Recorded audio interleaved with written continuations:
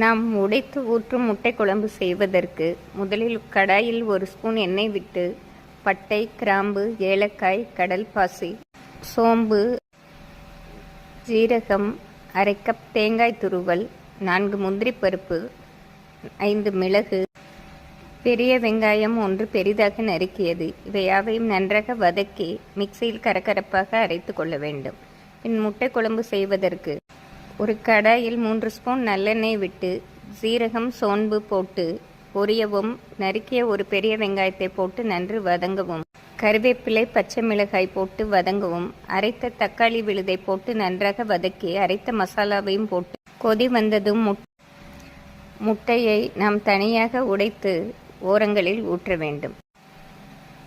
பின் மிதமான தீயில் மூடி போட்டு முட்டையை 5 நிமிடம் வேக வைத்து எடுத்தோம் என்றால் அருமையான முட்டை குழம்பு ரெடி.